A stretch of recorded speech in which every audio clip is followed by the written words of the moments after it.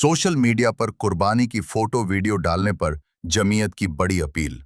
खबर उत्तर प्रदेश के जनपद मुजफ्फरनगर से है। ईद उल अजहा से पहले जमीयत उलमाए हिंद जिला मुजफ्फरनगर की एक बेहद महत्वपूर्ण बैठक में समाज में अमन, भाईचारे और कानून व्यवस्था बनाए रखने को लेकर गंभीर मंथन किया गया। बैठक में साफ तौर पर अपील की गई कि कुर्बानी से जुड़ी किसी भी प्रकार की फोटो या वीडियो सोशल मीडिया पर अपलोड न की जाए, क्योंकि इससे माहौल खराब होने का खतरा बढ़ जाता है और असामाजिक तत्व इसका गलत फायदा उठाने की कोशिश करते हैं। अंबा विहार स्थित मदीना गार्डन में आयोजित इस विशेष बैठक की अध्यक्षता जिला अध्यक्ष मौलाना मुकर्रम अली कासमी ने की, जबकि संचालन मौलाना अब्दुल खालिक कासमी ने किया। बैठक में जिले भर की सभी यूनिटों के पदाधिकारी मौजूद रहे और ईद उल अजहा को शांतिपूर्ण, जिम्मेदारीपूर्ण और कानून के दायरे में रहकर मनाने पर जोर दिया गया। जिला अध्यक्ष मौलाना मुकर्रम अली कासमी ने कहा कि ईद उल अजहा केवल कुर्बानी का पर्व नहीं, बल्कि त्याग, इंसानियत, भाईचारे और अल्लाह की रजा हासिल करने का संदेश देने वाला मुकद्दस त्योहार है। उन्होंने कहा कि हर मुसलमान की जिम्मेदारी है कि वह शरीयत और देश के कानून दोनों का पूरी तरह पालन करे तथा ऐसा कोई काम न करे जिससे दूसरे समुदाय की भावनाएं आहत हों या समाज में तनाव पैदा हो। उन्होंने बेहद गंभीरता से कहा कि आज सोशल मीडिया पर छोटी सी लापरवाही भी बड़े विवाद का कारण बन जाती है। इसलिए कुर्बानी के दौरान फोटो खींचना, वीडियो बनाना या उन्हें वायरल करना पूरी तरह से गलत है।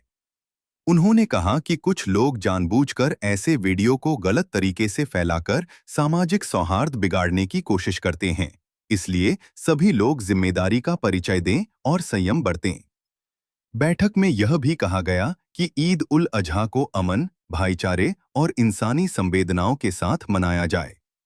जमीयत पदाधिकारियों ने लोगों से अपील की कि वह अपने आसपास साफ सफाई का विशेष ध्यान रखें और कुर्बानी के अवशेष निर्धारित स्थानों पर ही डालें ताकि किसी को परेशानी न हो और शहर का माहौल स्वच्छ बना रहे। संगठन को मजबूत करने पर भी विशेष जोर दिया गया।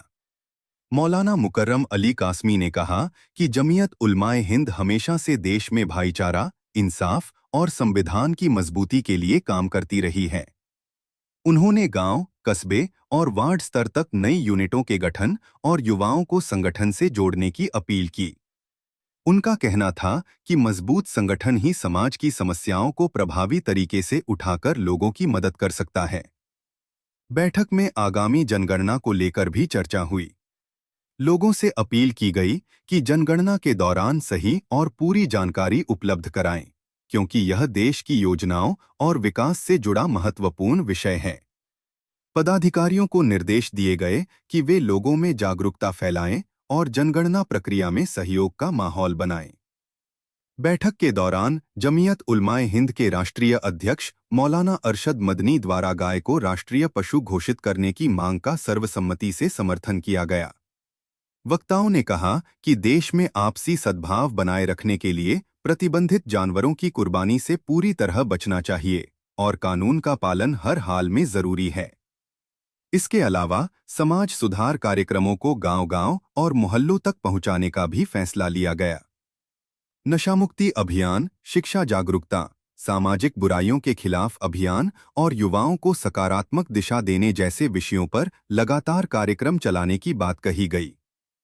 बैठक में मौजूद सभी पदाधिकारियों ने संकल्प लिया कि ईद उल अजहा को अमन, भाईचारे, सामाजिक जिम्मेदारी और धार्मिक मर्यादाओं के साथ मनाने का संदेश हर घर तक पहुंचाया जाएगा।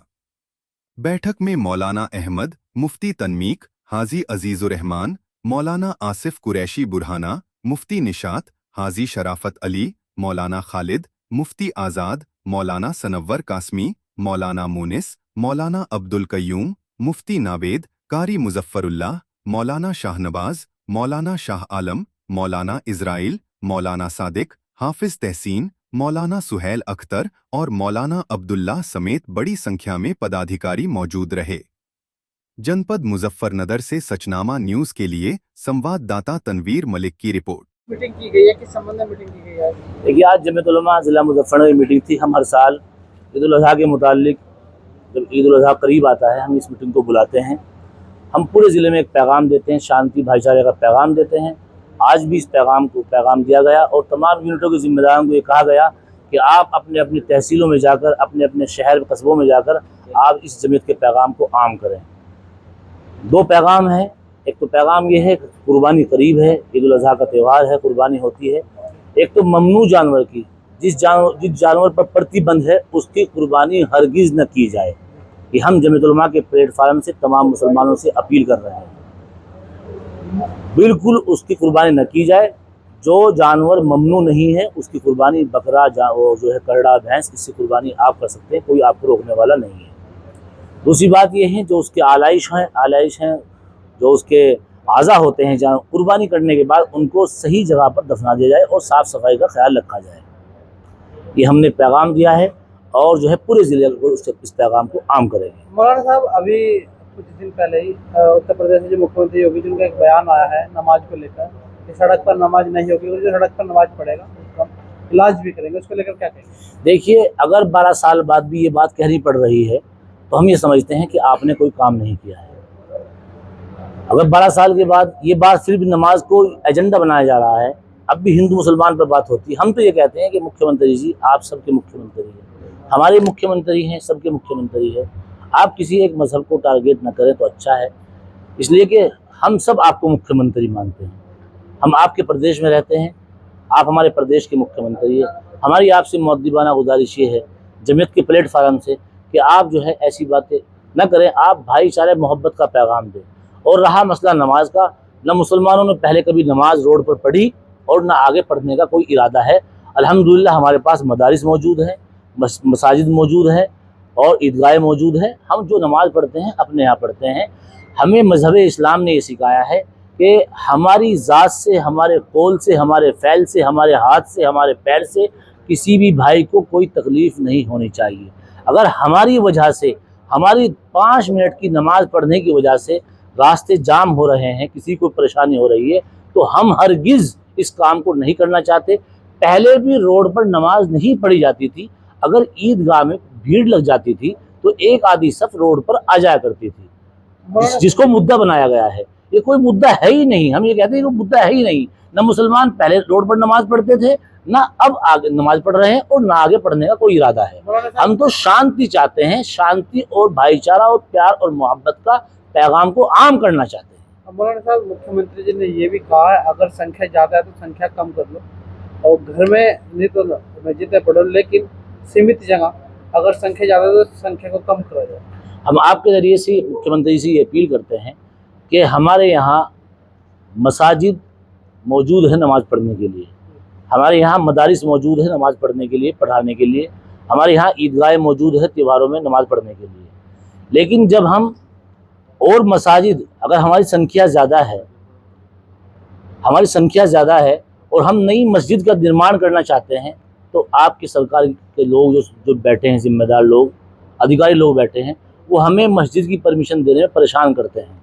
तो हम मुख्यमंत्री से आपके ज़रिए से ये अपील करना चाहते हैं कि जो भी मजहबी इबादत गाहें हैं, चाहे वो मसाजिद हो या मदारिस हो, अगर कोई सरकारी गाइडलाइन है तो उसको आप जो है शासन आदेश भेज दें, हम उनका पालन करेंगे। जो हमारी नई मस्जिदें निर्माण पर है, उनका लैंडर रोक दिया गया है और जो है किसी का निर्माण रुकवा दिया गया है। तो हम तो आपके ज़रिए से ये अपील करना चाहते हैं, शासन से ये अपील करना चाहते हैं कि हमें आप मानक बना कर दे दें कि इन मानकों को पूरा कर लाएं, हम आपकी मस्जिद तैयार करवा कर दे देंगे, हम वो मानक पूरा करेंगे। मुख्यमंत्री शिफ्टों में नमाज पढ़ने के लिए ही बोल रहे हैं। देखिए, मुख्यमंत्री जी क्या बोल रहे हैं, वो जिम्मेदार हैं। ऐसी बात हम तो कहते हैं ऐसी बात नहीं बोलनी चाहिए। जो है वो सबके जिम्मेदार हैं, हमारे भी जिम्मेदार हैं। हमारे प्रदेश के मुख्यमंत्री है, हम भी उनसे इतना ही प्यार करते हैं जितने और लोग प्यार करते हैं। वो शासन में बैठे हैं, तो शिफ्टों में नमाज नहीं होती है। नमाज जो है हमारे यहाँ एक मसला है, जो रोड पर मस्जिदें होती है और बस अड्डों पर मस्जिदें होती है, वहाँ शिफ्टों में नमाज की जा सकती है। महल्लों की मस्जिद में शिफ्टों में नमाज नहीं की जा सकती, ये मसला है। मौलाना अरशद मदनी ने बयान दिया है कि गाय को राष्ट्रीय पशु घोषित, हम भी उस बयान का पलटवार करते हुए यशवीर महाराज ने कहा है कि फतवा जारी किया जाए, इस चीज कोई भी गाय को ना काटे। नहीं, हमारे यहाँ तो ये फतवा जारी हुआ है। फतवा जब उलमाओं ने कोई बात कह दी अपनी ज़बान से, आज उलमा तो आपके ज़रिए से ये अपील कर रहे हैं, इंशाअल्लाह सुम्मा इंशाअल्लाह कोई शिकायत पूरे ज़िले में नहीं आएगी, एक खबर आपको मौसूल नहीं होगी। जमीयत उलमा के लोग जो अपील करते हैं, मौलाना अशरफ मदनी साहब ने अगर कहा है, हम उनकी बात का समर्थन करते हैं कि कौन सी ऐसी मजबूरी है जो आप इसको राष्ट्र पक्षी घोषित नहीं कर। आप राष्ट्र पक्षी घोषित करिए, हम भी गले में माला डालकर गौ माता के हम भी उनको अपने घरों में बांधेंगे। हमारे घरों में, मेरे घर में गाय पल रही है अल्हम्दुलिल्लाह, हमारे घरों में गाय मौजूद है, हम तो दूध पीते हैं। कोई तस्वीर वायरल ना करें। कुर्बानी आ रही है, ईद उल अज़हा के मुताबिक ईद उल अज़हा का त्यौहार हमारा आने वाला है, हम सब लोग इसको ज़ोर शोर से मनाएंगे। जो लोग बार बार ये बात कहते हैं कि हम रोड पर नमाज पढ़ने नहीं देंगे, हम ये कहते हैं हम रोड पर नमाज नहीं पढ़ेंगे। रोड नमाज पढ़ने की जगह नहीं है, न कोई पहले से पढ़ रहा है और न इंशाअल्लाह पढ़ेंगे। दो त्यौहार आते हैं, ईद उल अज़हा और ईद उल फित्र।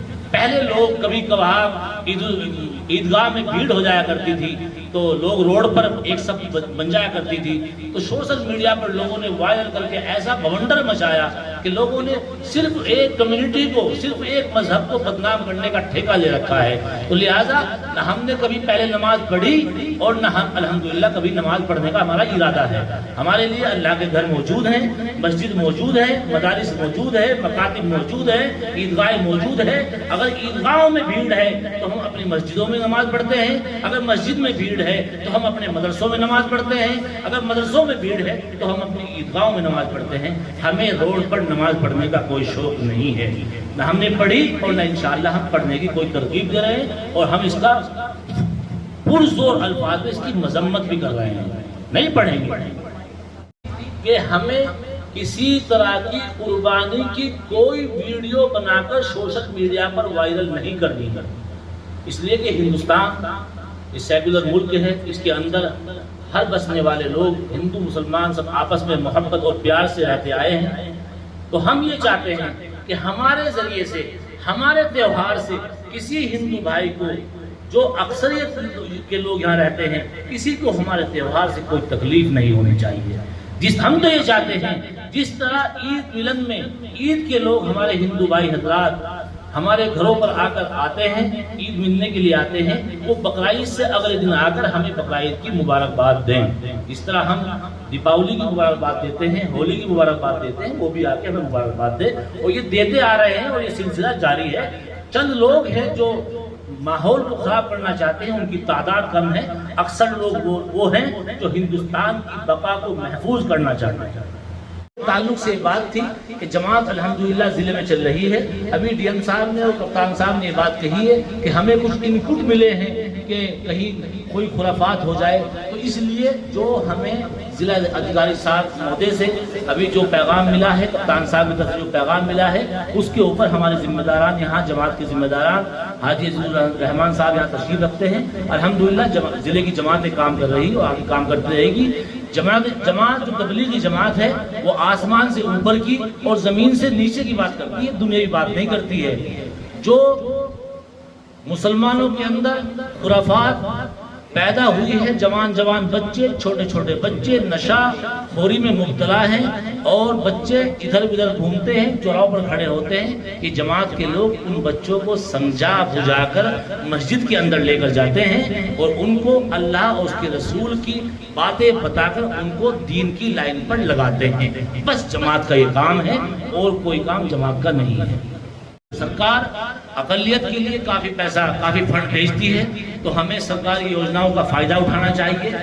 जो सरकार स्कीम भेजती है तो हमें सबके पास जाकर, जो अकलियत के लोग यहाँ रहते हैं, अकलियत के लिए एक मोटा बजट पेश किया जाता है। जब उसको नहीं लिया जाता तो वापस भेज दिया जाता है। तो लिहाजा हमारी जमीयत उलमा के तमाम जिम्मेदारान से ये अपील है कि आप गाँव दर गाँव जाकर आप उस बजट के बारे में और जो स्कीम आई हुई है आप उनको लोगों तक बताएं और लोगों तक पहुंचाएं। अधिकारियों का और जो पटवारी होते हैं, जो जई वगैरह होते हैं, उनका सहयोग करें, और जो सरकारी आमला होता है उनका सहयोग करें। आप उनके साथ कंधे से कंधा मिलाकर काम करेंगे तो सरकारी स्कीम मुसलमानों के लिए, अक़लियत के लिए आई है ताकि उससे फ़ायदा उठाया जा सके।